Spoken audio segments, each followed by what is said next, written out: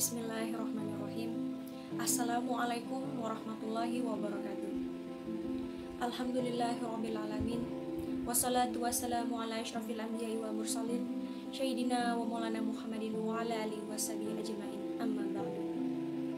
Apa kabar teman-teman, bapak dan ibu sekalian yang ada di rumah, di kos, dan yang sedang menonton video ini? Apa kabar fisiknya? Apa kabar imannya? Semoga senantiasa istiqomah di jalan Allah Subhanahu wa taala. Amin amin ya rabbal alamin. Pada kesempatan kali ini saya akan membawakan materi dakwah tentang pacaran. Siapa sih yang masih nggak tahu apa itu pacaran? Sebagian besar orang-orang udah tahu apa itu pacaran. Ada sebagian orang yang melakukan itu dan ada juga sebagian yang tidak melakukan itu. Nah, saya mau nanya nih buat yang pacaran. Emang kenapa pacaran sih? Pacaran ngapain aja?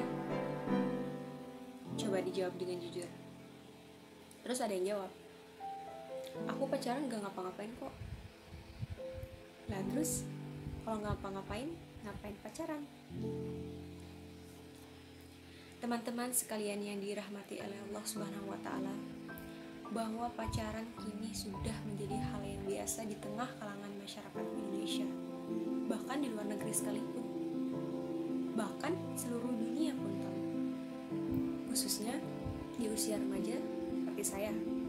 Ada juga yang di bawah usia saya, seperti anak SD, SMP.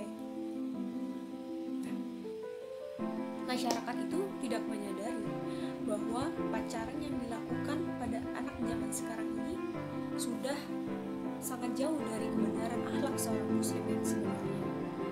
Allah Subhanahu wa taala telah beberapa kali mengingatkan untuk tidak berpacaran. Karena ketika seorang wanita dan seorang pria yang sedang berpacaran, secara otomatis itu akan menyebabkan perzinahan. Mengapa demikian? Karena hanya dengan memikirkan seseorang yang dia cintai saja, itu sudah dapat dikatakan berzina. Karena setelah dia memikirkan orang yang dia cintai, maka tidak menutup kemungkinan suatu hal negatif akan terlintas di pikirannya. Selain zina pikiran, ada pula zina mata, yaitu di mana seorang sepasang kekasih saling memandang dengan nafsu syaitan. Dan yang lebih parah lagi adalah jika seseorang itu telah melakukan zina perbuatan, yaitu ketika dia bersentuhan dan berbuat hal yang tidak semestinya. Nauzubillah min dzalik. Maka Allah akan melaknat orang-orang yang telah melakukan perbuatan demikian. Seperti yang telah dijelaskan oleh Allah Subhanahu wa taala di dalam Al-Qur'an surah Al-Isra ayat 32. وَلَا تَقْرَبُوا الزِّنَا إِنَّهُ كَانَ فَاحِشَةً وَسَاءَ سَبِيلًا, yang artinya, dan janganlah kamu mendekati zina, karena zina itu sungguh suatu perbuatan keji dan jalan yang buruk. Ada yang berkata, bahkan yang ta'aruf pun ada juga yang bercerai karena tidak cocok dengan pasangan. Nah, teman-teman sekalian, kita tahu pada dasarnya kedua situasi tersebut, yaitu pacaran dan ta'aruf, sama-sama memiliki ketidakmungkinan. Maksudnya, kedua situasi tersebut tidak selalu berakhir indah.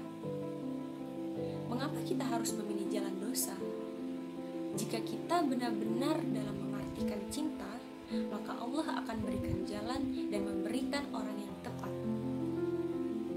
Apalagi pacaran itu dapat merugikan seseorang, rugi fisik, rugi waktu, dan rugi spiritual. Ketika dia dikecewakan oleh orang yang dia sayangi, oleh orang terkasih, maka ketika dia telah memutuskan hubungan, yang ada akan menimbulkan benci dalam dirinya kepada orang tersebut.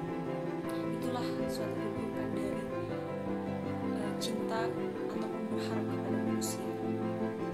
Adapun cinta yang sebenarnya ataupun cinta yang hakiki adalah hanya milik Allah Subhanahu wa taala, karena hanya Allah Allah lah yang maha sempurna dan maha pemilik cinta. Cinta yang semestinya dapat muncul apabila seseorang menikah dan berumah tangga atas dasar cinta kepada Allah Subhanahu wa Ta'ala. Sedangkan cinta yang terkadang juga diselimuti nafsu juga dapat memberikan akibat yang tidak baik dan menjerumuskan pelakunya dalam perbuatan zina. Agar dapat menghindari hal tersebut, maka sebaiknya kita sebagai umat muslim senantiasa mencintai Allah Subhanahu wa Ta'ala di atas cinta lainnya. Karena cinta inilah yang akan membentengi dari segala perbuatan maksiat. Maka dari itu, mulai dari sekarang, sadarilah dan renungkanlah, buat apa kita berpacaran? Toh bukan ibadah, tidak mendatangkan ibadah, tetapi justru mendatangkan mudarat dan membuat Allah marah. Yang terakhir adalah kutipan dari ayat suci Al-Quran, surah An-Nazi'at ayat 40 dan 41. Wa amma man khafa maqama rabbih wa nahan nafsa 'anil hawa fa innal jannata hiyal ma'wa, yang artinya, dan adapun orang-orang yang takut kepada kebesaran Tuhannya dan menahan diri dari keinginan hawa nafsunya, maka sungguh surgalah tempat tinggalnya. Demikianlah video yang dapat saya sampaikan pada kali ini. Kurang dan lebihnya saya mohon maaf, karena kesempurnaan hanyalah milik Allah Subhanahu wa Ta'ala. Akhiru kalam, subhanakallahumma wa bihamdika asyhadu an la ilaha illa anta astaghfiruka wa atubu ilaik. Wassalamualaikum warahmatullahi wabarakatuh.